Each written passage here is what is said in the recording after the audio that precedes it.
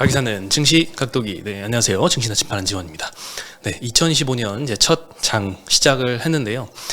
시작부터 일단 나쁘지 않은 것 같습니다. 오늘 지수는 보합이었지만 주요국 증시 대비해서 우리나라만 굉장히 좀 선방을 했던 하루였습니다.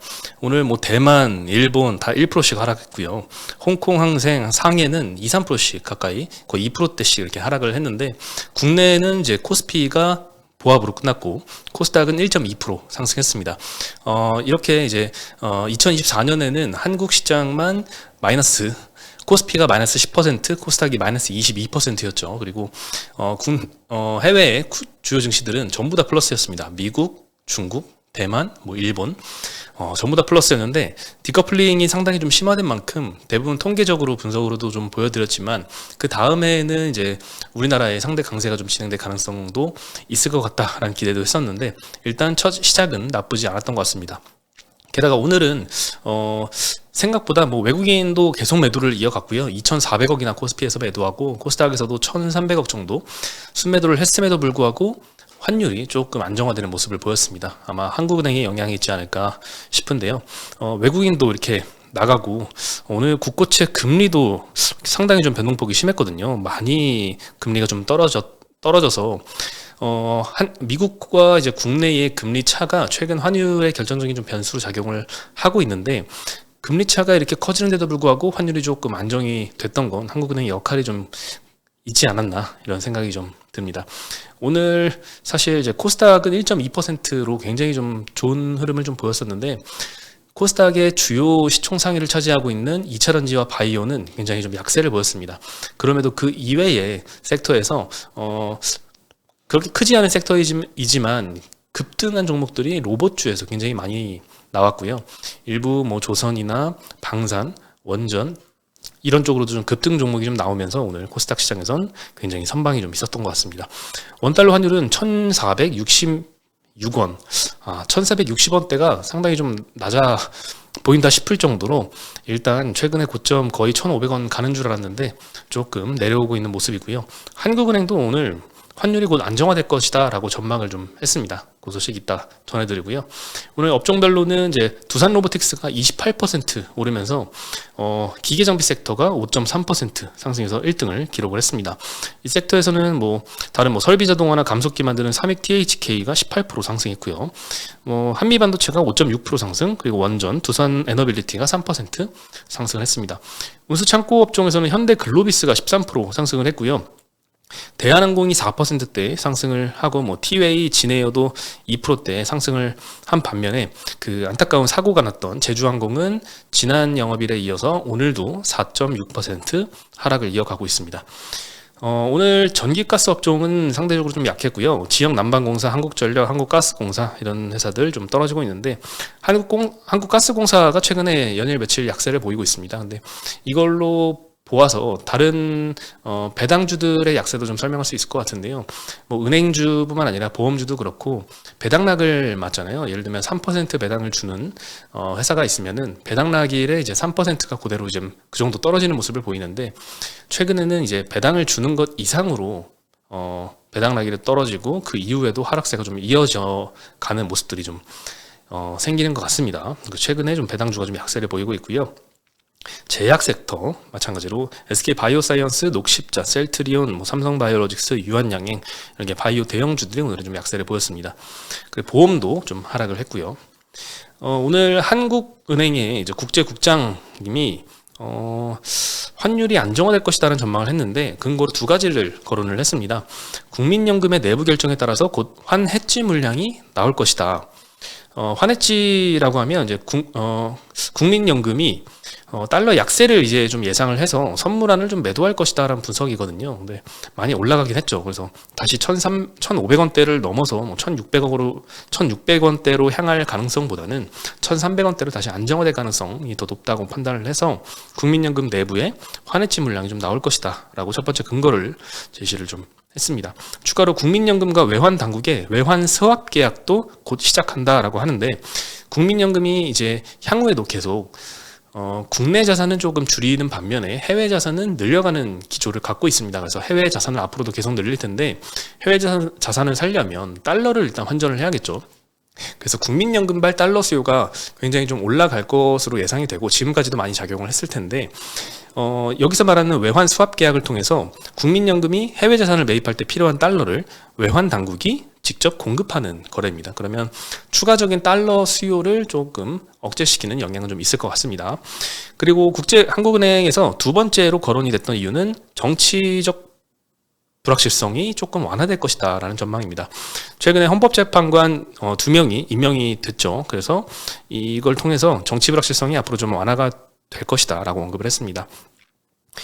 물론 정치적인 이제 변수만 환율에 끼친 영향이 아니기 때문에 이거는 이제 마찬가지로 이것도 해소가 되고 다른 대외 변수도 좀 해소가 돼서 두 가지 다 일단 거론을 해준 만큼 환율이 좀 안정화될 것이다 라고 하는 전망이 좀 힘을 실 수 있을 것 같고요. 그리고 오늘 환율이 이렇게 떨어졌음에도 수출주 일부는 굉장히 강세를 보였습니다. 대표적으로 화장품인데요. 12월에도 화장품이 굉장히 좀 수출이 잘 나왔고 반면에 화장품이랑 사실 라면 업체도 같이 갔었는데 라면 수출은 12월 달에 생각보다는 기대가 좀 너무 높았나 봐요. 11월보다는 12월 금액이 좀 줄었습니다. 물론 이제 4분기 들어서 워낙 그 수출 금액이 급등을 한 걸 고려하면 11월 대비 12월 조금 줄었더라도 사실 굉장히 높은 수준을 유지를 하고 있는 거거든요. 사실 그래서 장기적으로는 긍정적으로 좀 보인다라고 생각이 좀 듭니다. 오늘 아이패밀리 SC, 실리콘2 이외에 미용기기 중에 클래시스, 원텍, APR 이런 데도 많이 상승을 했고요. 삼양식품은 오늘 3.4% 하락을 했습니다. 얼마 전에 신고가를 80만 원을 찍고 조금 조정을 받고 있는 모습이고요. 반면에 농심은 오늘 좋은 리포트 나오면서 2% 반등을 했습니다. 그리고 오늘 사실 시장에 가장 큰 역할을 했던 건 삼성전자였습니다. 삼성전자 본주보다도 삼성전자가 레인보우 로보틱스의 지분을 더 추가 매수하는 바람에 로봇주들의 전반적인 초급등을 오늘 이야기를 했는데요. 일단 12월 31일 날 공시가 났습니다. 2,670억 원 정도를 추가 투입해서 지분율을 15%에서 35%까지 늘리는 콜옵션을 행사를 했습니다. 처음 레인보우 로보틱스를 인수를 했던 건 2023년 1월 2일입니다. 지금으로부터 약 2년 전 시점이죠. 이때 3자 배정 위상증자를 통해서 10%를 약 600억 원에 취득을 했고요. 600억 원 취득했으면 그때는 시총 기준으로는 한 6천억 정도의 기업 가치였네요. 네, 23년도 3월 달에 15%까지 확대를 했습니다. 이때 추가로 280억을 투입을 했고, 그리고 이번에 또 35%까지 확대를 또 하는 동안에 총 3,500억 원 가까이 투입이 됐습니다. 이번에 35%, 15에서 35%로 늘어나면서 연결자회사로 좀 편입이 됐습니다. 그래서 앞으로 레인보우 로보틱스의 실적은 향후에 삼성전자 실적으로 연결 반영이 될 예정입니다. 참고로 이제 아시겠지만 이 연결로 인식이 되는 거는 보통 기준은 한 50% 이상 지분을 갖고 있어야 그 회사의 재무제표를 연결 인식을 하는데 이렇게 35%로 50%에 한참 못 미치지만 절대적인 지배력을 행사하는 경우에는 연결로 인식을 허용하기도 합니다. 네, 그리고 삼성전자가 로봇 관련 사업을 굉장히 열심히 할 것 같습니다. 대표이사 직속으로 미래 로봇 추진단을 신설을 한다고 하고 초대 단장으로는 레인보우 로보틱스 창업 멤버를 임명을 했습니다. 향후에는 이제 삼성전자가 어떻게 이 로봇 관련된 걸 사업에 활용할 것이냐에 대한 구체적인 계획은 아직 발표가 안 됐는데 아마 중간에 테슬라나 이런 데서 지금 로봇을 사업에 활용을 하는 계획들을 보면은 아마 삼성전자도 비슷한 방향성을 갖고 진행을 하지 않을까라고 생각이 드는데요. 테슬라는 일단 옵티머스 휴머노이드 로봇을 이제 기가팩토리 생산 라인에 투입을 한다고 했죠. 그리고 가정용 휴머노이드 로봇까지 생산을 하겠다라고 언급을 했는데 아마 삼성전자도 비슷하게 가지 않을까 생각을 합니다. 네, 실제로 이제 생각보다 우리 가정에서 로봇 우리의 일처리를 조금 쉽게 만들어주는 로봇을 도입해서 실제 쓰는 날이 생각보다 멀지 않았다라는 생각도 최근에 좀 들고 있습니다. 그래서 한간에는 25년도를 장식할 만한 주도 섹터로 로봇을 거론을 하기도 하고 심지어 최근에 이제 젠슨 왕도 로봇 관련 언급으로 기대감을 굉장히 불어넣고 있습니다. 젠슨 왕이 이제 휴머노이드 로봇의 대량 생산 이야기를 했었는데요. 얼마 전에 홍콩 과기대에서 강연을 했었는데 로봇이 대량 생산으로 이어지기는 사실상 굉장히 어려운데 세 가지 유형의 로봇은 대량 생산이 가능하다라고 언급을 했습니다. 첫 번째는 무인 자동차, 자율주행이죠. 그리고 두 번째는 무인 드론, 세 번째는 휴머노이드 로봇인데요. 이 대량 생산을 하기 위해서는 일단 수요가 따라줘야 됩니다.